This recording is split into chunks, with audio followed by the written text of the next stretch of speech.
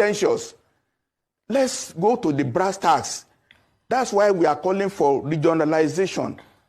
The North is separate from the South. That's just the truth. That's just the truth, unless we are deceiving ourselves.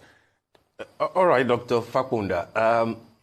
It looks to me like a lot of people might consider your submissions a bit concerning. The way that you are addressing issues that have to do with the northern part of the country. When you say that we are different, does it appear to you that it might sound like you are trying to breed division?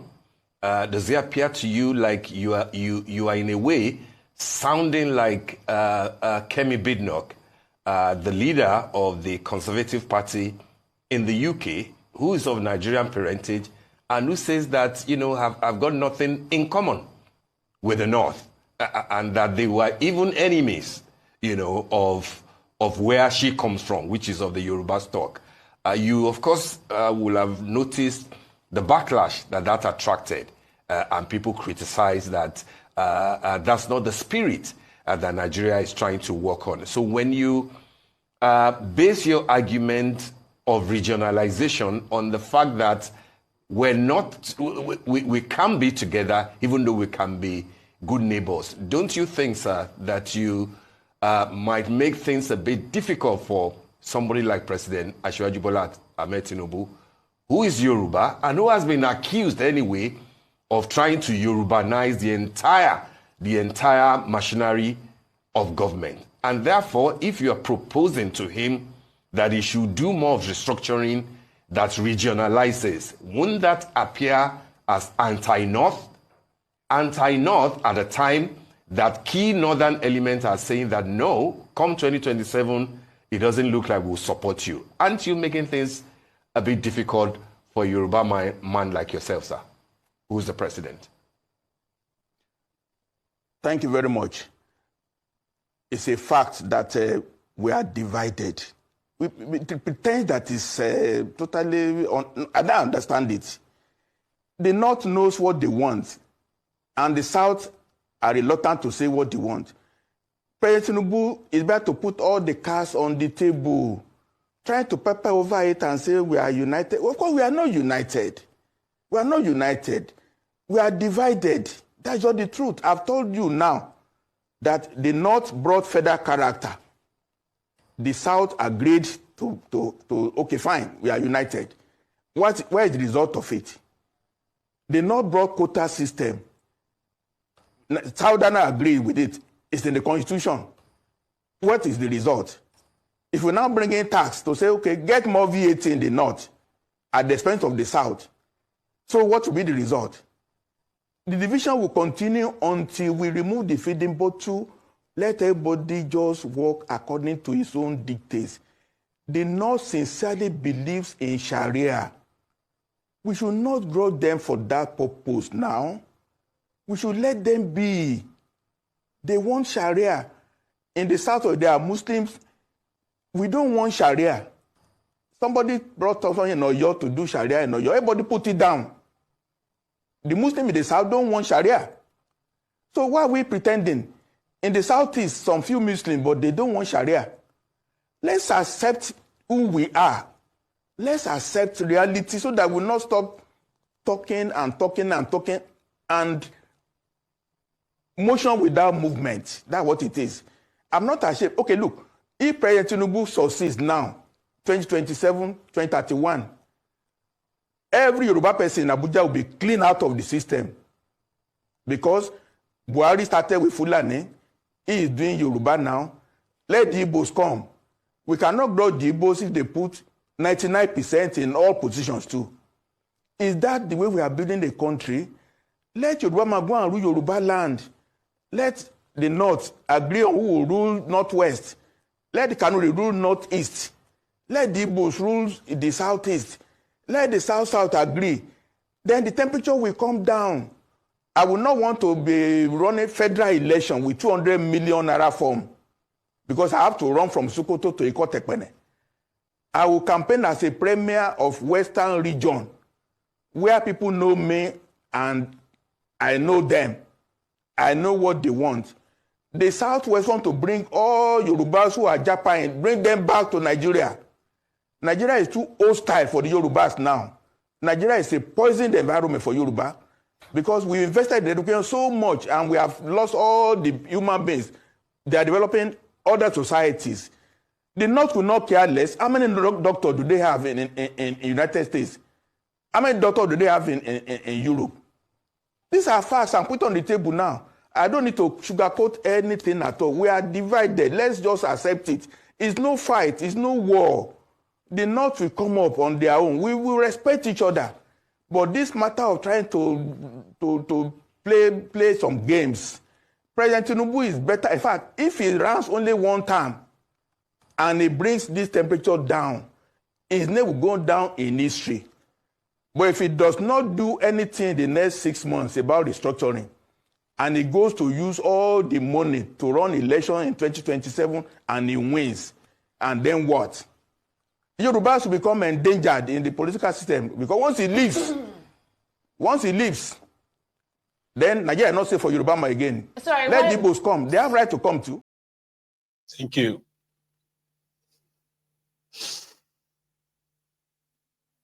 I have to call him Professor Fapohunda.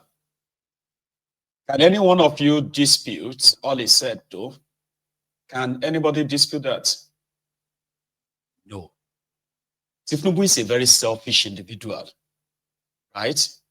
And if there's nothing in it for him, right, he doesn't give a damn about the rest of you. And I actually love his points because it makes me feel like this man possibly is a viewer of the Temple of Truth. If you listen to all of his talking points, starting with, let us all stop pretending.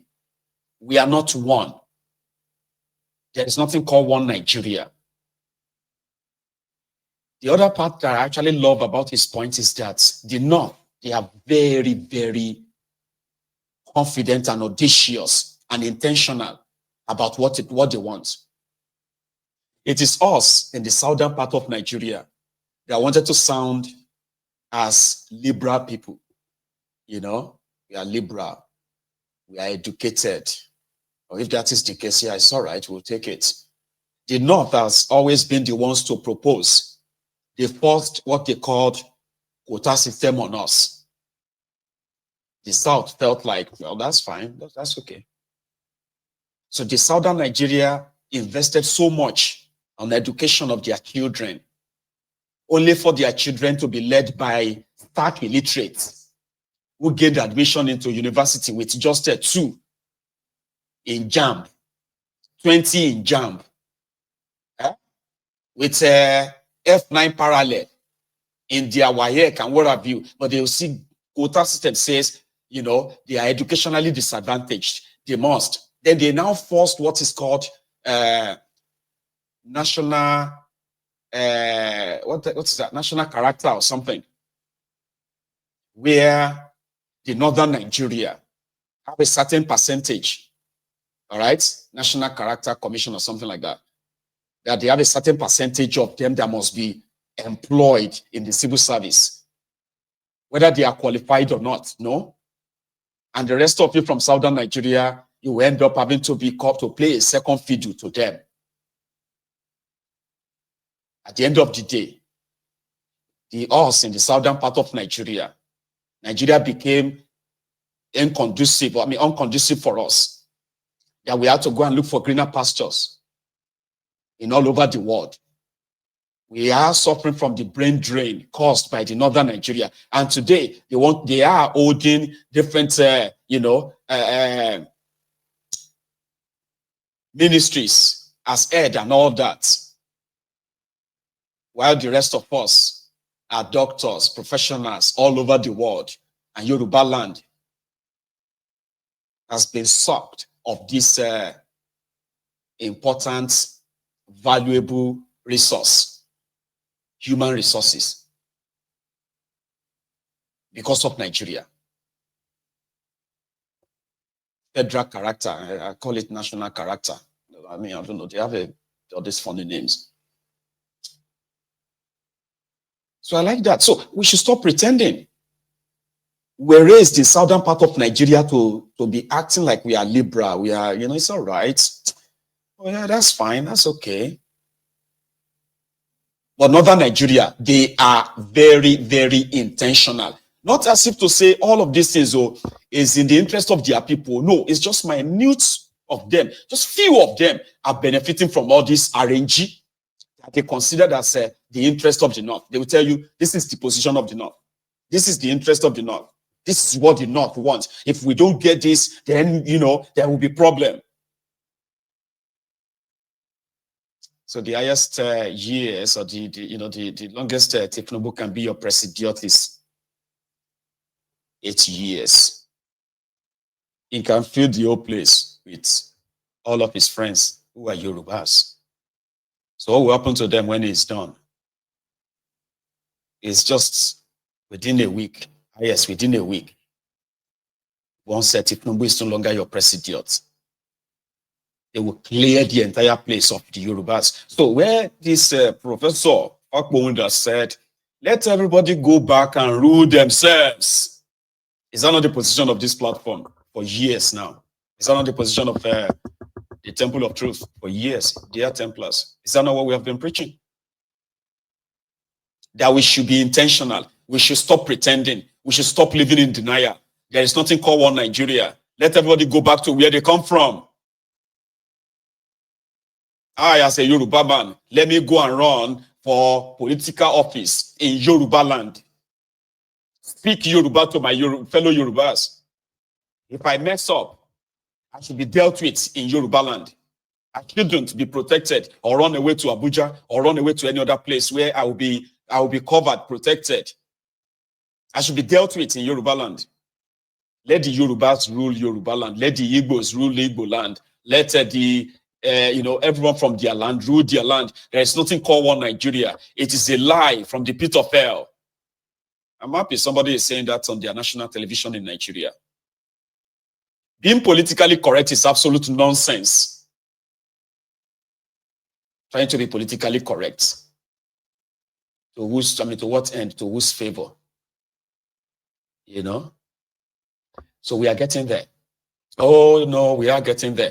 They may not even invite that man to their television station anymore.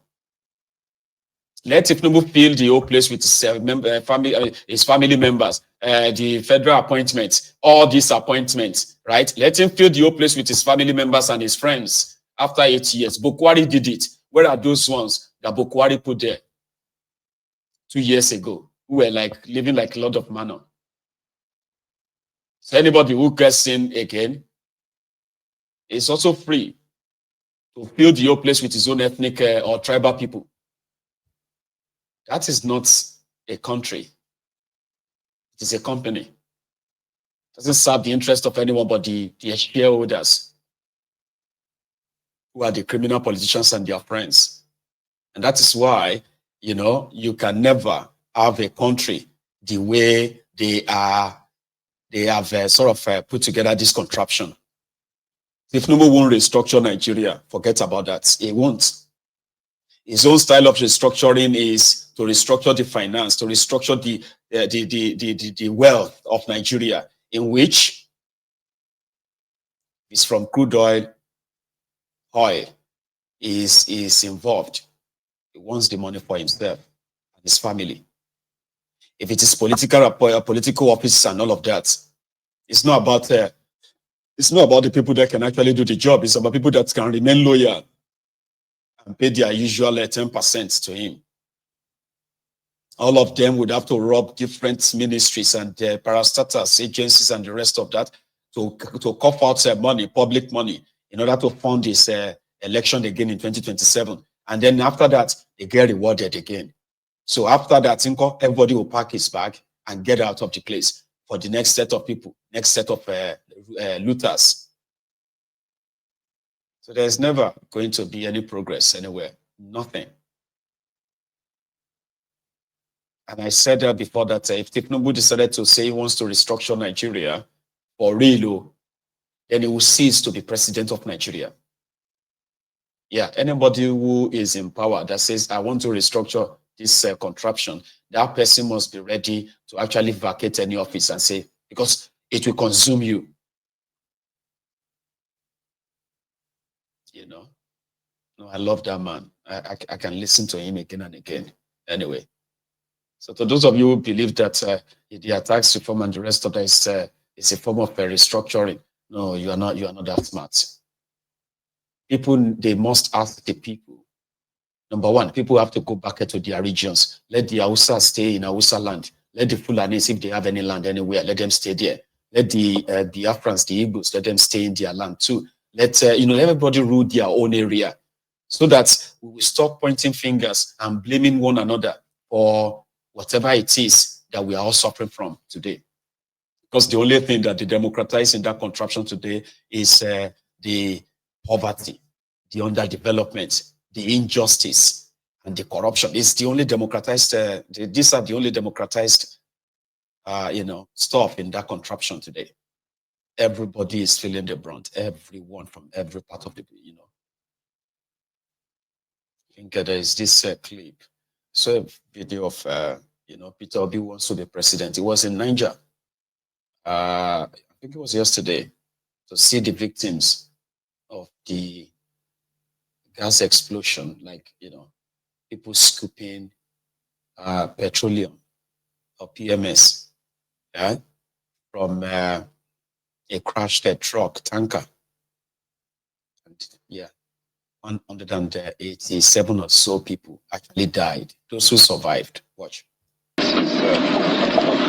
Mr. Peter Obi arrives Diko town alongside some of his aides following the tanker explosion that claimed over 95 lives. His first stop is the health center that received victims from the first responders. He makes a stop at the graveside, where most of the victims who were burnt beyond recognition were buried. Prayers are offered for the repose of their souls.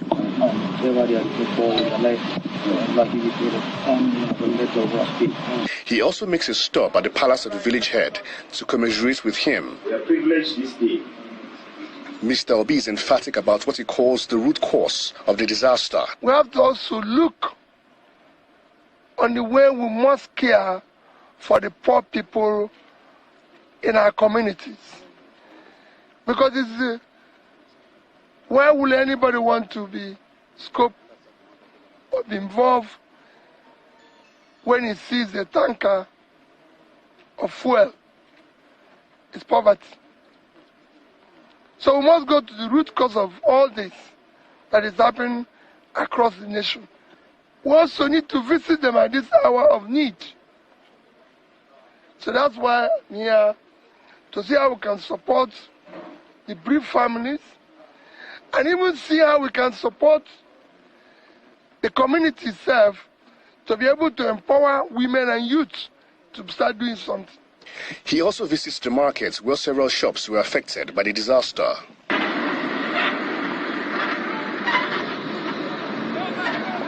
It is good that NEMA and all other organizations are giving them relief material of feeding items, but that is not replacing their business. We need to replace their business quickly, because they can't live in relief all over. Other one will happen as long as this road remains like this. First is the federal government, this is the federal road. I'm sure it doesn't belong to Niger State. So they should attend to it as quickly as possible, so that it doesn't. There is no resources to attend to anything, Mr. Obi. And yes, people will continue to scoop fuel. Because to them, right, it is their means of survival, even though it is also their means of, quick death. Many of you remember this. This is what it looks like when Nigerians are endangering their lives. I don't know if this is not supposed to even be about poverty. There is foolishness, there is greed, it's like combination of a lot. How many of you remember this video?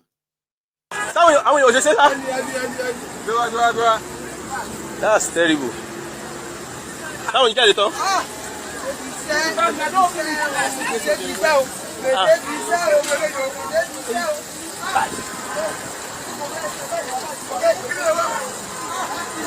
Ṣé wọ́n ló wá ni?